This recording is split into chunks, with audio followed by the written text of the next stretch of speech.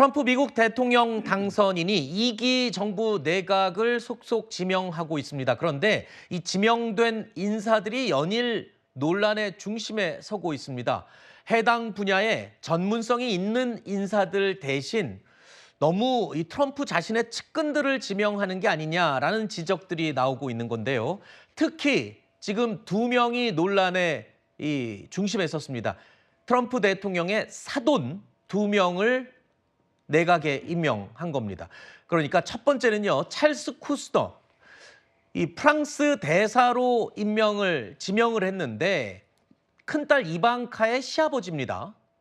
그리고 두 번째로 중동 전문가로 마사드 블로스를 지명했는데 이건 또 둘째 딸의 시아버지입니다. 자, 물론 능력이 있는 사람이라면 상관이 없겠지만 글쎄요, 이 본인의 사돈 둘을 공직에 공개적으로 임명을 했습니다. 평가가 어떻습니까? 저 능력이 있는 사람이어서 된 건가요? 그렇다면은 뭐 사돈이든 아니든 큰 문제는 없겠지만 말입니다. 뭐 워낙에 미국이 능력주의 사회니까 네. 가능은 하겠죠. 근데 미국 내에서도 이번 인사에 대해서는 굉장히 말이 많이 나오고 있네요. 아, 그래요? 특히 그 이방카 트럼프 같은 경우에는 그 남편인 제레드 쿠슈너하고 이 트럼프 일기 때 뭐 백악관에서 보좌관 역할을 했고 네. 특별 고문 역할을 하지 않았습니까? 그때도 말은 많이 나오긴 했었거든요. 그랬죠. 근데 이번 캠페인에서는 사실은 전면에 나오지 않았단 말이에요. 그래서 이제 그 이방카라든지 아니면 제레드 쿠슈너 이 가족은 이제 2기에는 사라지나 보다 했는데 그 시아버지를 이제 그 프랑스 대사로 임명을 한 거거든요. 그렇죠. 근데 이 사람이 그러면은 유명하지 않나? 유명해요, 꽤. 원래는 유명한 유명하고. 사람이고요. 근데 유명한 게 나쁘게 유명하죠. 왜냐하면 2004년, 2005년에 그 불법 선거 자금, 그 다음에 뭐 탈세, 증인 매수 이런 것들로 한번 감옥까지 갔다 온 사람이에요. 네네. 특히 증인 매수 같은 경우에는 굉장히 우리 사회에서는 이해할 수가 없는 어찌 보면 웃긴 건데. 네. 자기한테 불리하게 증언을 한 자기 누나의 남편 즉 매형이 미운 거죠. 그래서 그 매형을 골탕 먹이려고, 골탕이란 말도 안 어울 정도인데 그 매춘부를 고용해서 그 매춘부하고 같이 잠을 자리를 갖게 하고 그걸 비디오를 찍어서 그 비디오를 자기 누나한테 보내버립니다. 그래서 이런 정도로 아주 사악한 면도, 악독한 면도 있는데 네. 이런 것으로 인해서 이제 법적으로 다 문제가 됐지만 얼마 전에 이제 그 사면은 됐습니다. 네. 그래서 뭐 법적으로 문제는 없지만 이런 인사에 대해서 굉장히 말이 많이 나오고 있는 건 사실입니다. 네. 이게 만약에 우리나라 같은 상황이었다면 이건 상상도 할 수 없는 그런 내각 임명 아니겠습니까? 그렇습니다. 우리나라라고 하면 아마 이런 인사를 상상조차 안 했겠죠. 그렇겠죠. 만약에 이런 식의 인사를 했다면 아마도 반대 정파에서는 상당히 반대를 심하게 하는 그런 상황일 텐데 아무래도 우리나라하고 미국의 어떤 이 정치 문화 이런 부분들이 많이 차이가 있다 하는 부분들을 이런 임명 과정을 통해서 또다시 한번 확인할 수 있는 계기가 되지 않나 싶습니다. 네. 자, 그리고 이뿐만이 아닙니다. FBI 국장에도 새로운 인물을 지금 내정을 했는데 임기가 아직 남아있는 FBI 국장에 충성파 인사인 파텔 전 비서실장을 지명을 한 겁니다. 이걸 두고도 지금 미국에선 뒷말이 많이 나오고 있습니다. After 6 weeks of trial, we finally have a crime. We also have a victim. That victim is Donald J. Trump. We will go out and find the conspirators, not just in government, but in the media. Yes, we're going to come after the people in the media who lied about American citizens, who helped Joe Biden rig presidential elections. And what makes the FBI director different from most other nominees is they're not just appointed for one term of a president.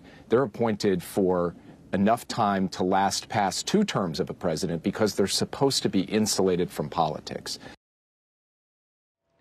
자, 현재 FBI 국장은요, 지난 2017년 트럼프 당선인이 직접 임명했던 레이 국장입니다. 근데 미국에서도 FBI나 CIA 뭐 이런 중요한 정보기관장들은 임기를 채우는 게 통상적으로 알려져 있는데 임기가 남아있는 레이 국장을 경질하고 파텔 전 비서실장으로 교체를 했다.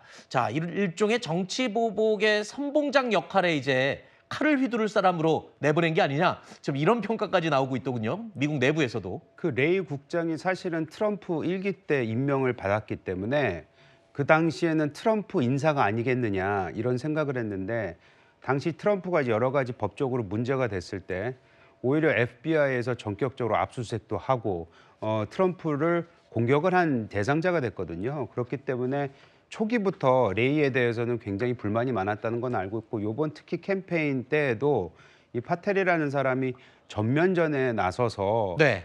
FBI를 그 비판을 했고 네. 만약 트럼프가 당선이 되면은 꼭 보복하겠다. 아하. 그 보복이 뭐겠습니까? 인사조치 아니겠습니까? 그렇겠죠. 근데 아까 말씀하셨듯이 미국도 나름 이런 그 위치에 대해서 몇 가지 지위는 임기를 보장을 해주는 관행이 당연히 있는데 예를 들어서 대표적인 게 연준 아닙니까? 그렇죠.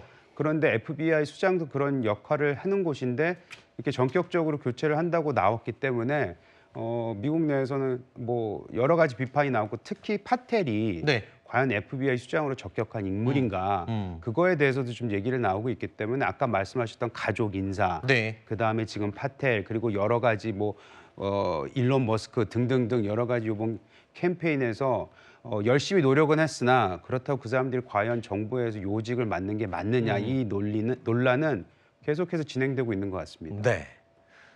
사실 미국 내 정보기관장이 교체되는 문제가 우리랑 무슨 상관이 있을까 싶은 생각도 들지만 CIA 국장, FBI 국장 뭐 이런 사람들은 안보 그리고 우리와 북한과의 관계에서도 그렇게 관계가 없다라고 할 수 없는 자리이기 때문에 관심을 가질 수밖에 없는 인사인 것 같습니다. 자, 지금 속보가 하나 들어와 있는데요. 저희가 자막으로 알려드리겠습니다. 우원식 국회의장이 오늘 국회에서 야당이 주도적으로 하고 있는 감액 예산안 상정하지 않기로 결정했다고 발표했습니다. 조금 전 12시에 긴급 기자회견을 열고 브리핑을 했는데요. 우원식 국회의장 여야에게 모두 10일까지 예산안 합의를 해와라. 그렇게 하면 처리를 하겠다라고 이야기를 했습니다. 그러니까 지금까지 최근에 야당 주도로 감액 예산안이 지금 추진이 되고 있었고 오늘 국회에 상정할 것으로 예상돼서 여야가 아주 첨예하게 대립할 것으로 예상이 됐었죠. 해당 사항은 저희가 잠시 후에 자세히 이야기를 나눠볼 텐데요. 12시에 우원식 국회의장이 입장을 발표를 했습니다. 아마 중재를 하기 위해서 노력을 한 게 아닌가 싶은데요. 오늘 국회에 이 감액 예산안, 야당 주도로 상정하려고 했던 예산안 상정하지 않기로 국회의장이 결정을 했다. 오는 10일까지 여야가 합의해서 다시 갖고 와라. 이렇게 속보가 들어와 있습니다. 해당 내용 잠시 후에 저희가 자세히 짚어보도록 하고요. 나누던 이야기 계속 해보겠습니다. 트럼프 당선인은요. 지난 대선 기간 동안 자신을 물심양면으로 지지해왔던 일론 머스크, 이 머스크를 1등 공신으로 대접하고 있는 모습 여러분도 아시죠? 이 머스크도 심지어는 아내인 멜라니아 여사까지 제치고 트럼프 당선인의 공식 석상 바로 옆자리를 차지하고 앉아있는 모습이 포착돼서 최측근으로서의 영향력을 보여주고 있습니다.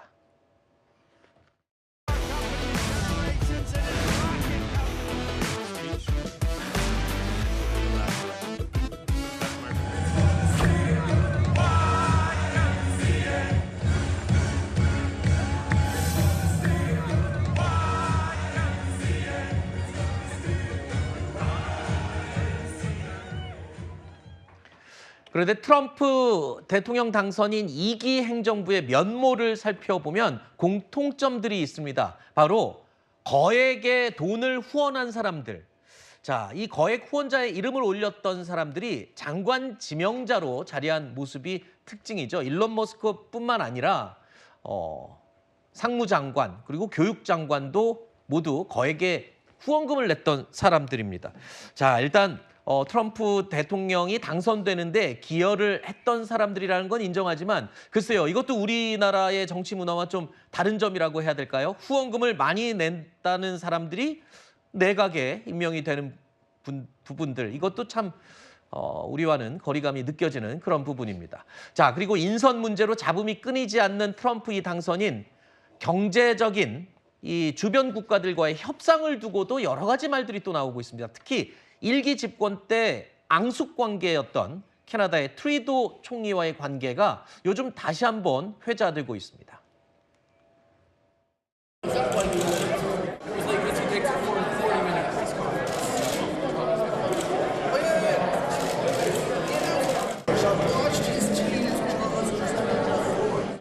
Well, he's two-faced.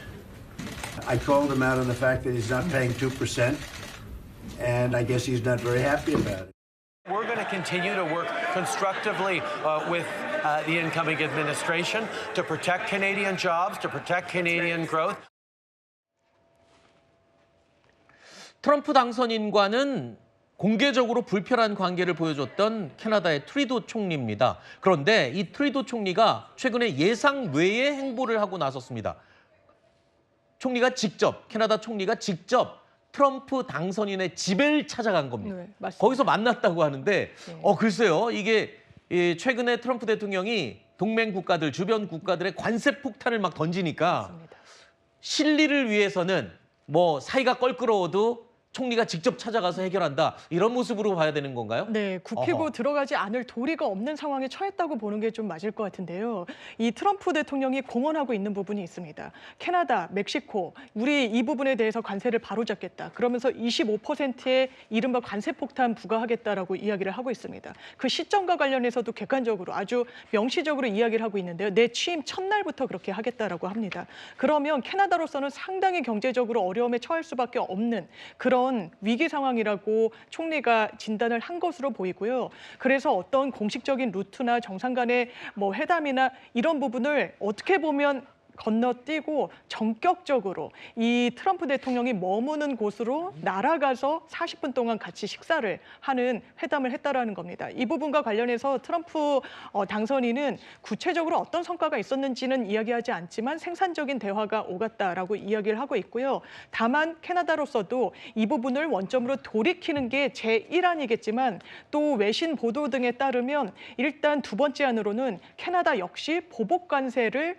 검토하고 있다라고 이야기가 나옵니다. 사실 트럼프 행정기 1기 때도 이 미국이 관세를 굉장히 올리자 캐나다에서도 역으로 미국산 위스키 등에 대해서 이른바 보복 관세 조치를 내렸던 바가 있습니다. 네. 자, 이 캐나다 총리 트럼프 대통령과는 사이가 안 좋은 걸로 유명하지만 국가의 이익을 위해서는 자존심을 꺾고 가서 실리적인 협상에 나서는 모습. 글쎄요, 저게 외교고 정치인이 아닌가 이런 생각도 드는데요. 여러 가지 지금 미국의 국내 정치 상황, 내각 얘기를 하면서 우리 정치를 자꾸 한번 떠올리게 되는 그런 내용인 것 같습니다.